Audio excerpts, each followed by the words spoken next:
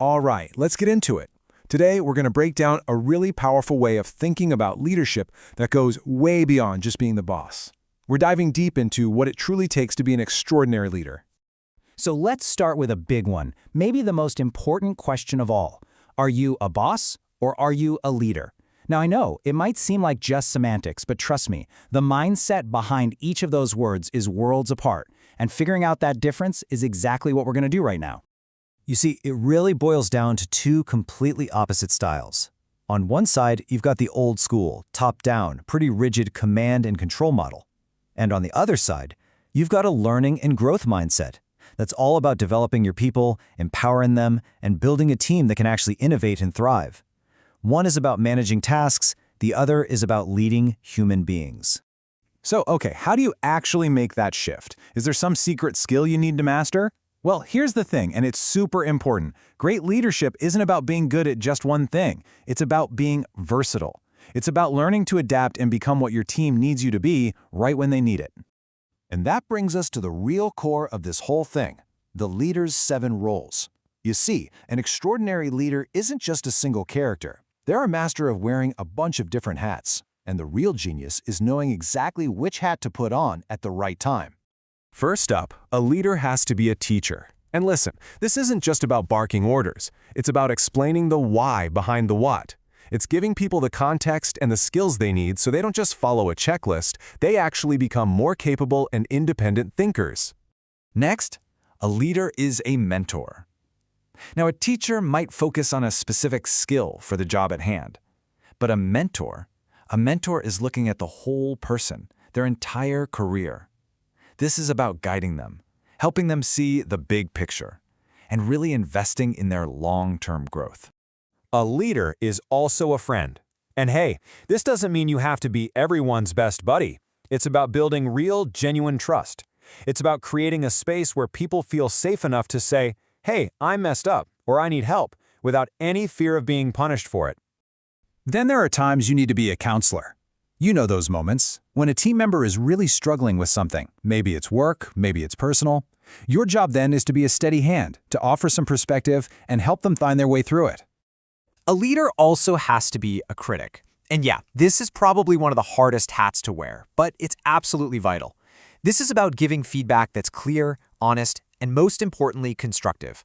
The goal is never, ever to tear someone down. It's to show them a clear path to getting even better. Of course, a leader has to be a supporter. This is you as the team's #1 fan. You're the one cheering them on, giving them the confidence to take smart risks and letting them know, without a doubt, that you've got their back.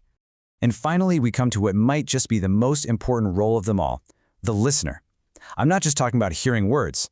I mean really listening. Actively trying to understand what's being said, what's not being said, the concerns, the ideas. Honestly, this role is the foundation for everything else.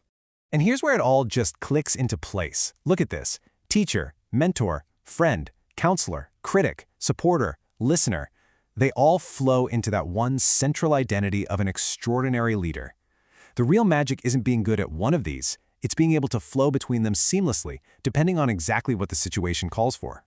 Okay, so we've got the what, those 7 roles. But the big question is how? How in the world do you know which hat to wear? Well, it all starts with one simple but incredibly powerful action. And this quote just nails it. A moment of pause can be a leader's greatest ally. I think the biggest trap for any of us is just reacting on instinct, right? But the best leaders, they don't just react. They pause, they assess, and then they act with intention. So what are you doing in that pause? You're using the SACE process. It's a super simple mental checklist. First, S, evaluate the entire situation. What's the big picture here? Second, A, review the specific activities involved. What's actually happening? And third, C, analyze the process being used. Is the way we're doing this working? This little pause stops you from jumping to conclusions and makes sure you're solving the right problem. All right, so you've taken that pause, you've done your assessment, what's next? Now it's time to connect and communicate. This is where you actually put on one of those 7 hats and turn the challenge you just analyzed into a real opportunity for your team to win. I absolutely love this metaphor from the source material. Embrace the snowflakes. Think about it. Every problem, every situation is totally unique, right? Just like a snowflake. Instead of getting frustrated by these unique challenges, a great leader sees them as opportunities. opportunities to find a creative solution and build a stronger, more capable team in the process. So with all this going on, how do you stay on track? Well, think of this as your leadership compass. It's got 3 key directions. You need to use your head for strategy and logic. You need to use your heart for empathy and connection. And weaving through it all, you need good old common sense. That trio right there keeps your leadership balanced, effective, and, human.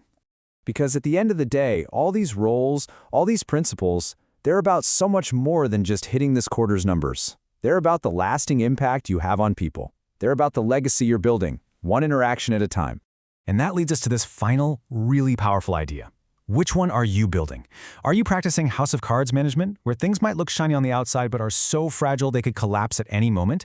Or are you building a castle, something strong, something solid, something built to last long after you're gone? The choice comes down to the roles you play every single day. So as we wrap this up, I want you to think about this. I want you to take this question with you. Based on what your team truly needs from you right now, which of these 7 leadership roles are you going to consciously step into today?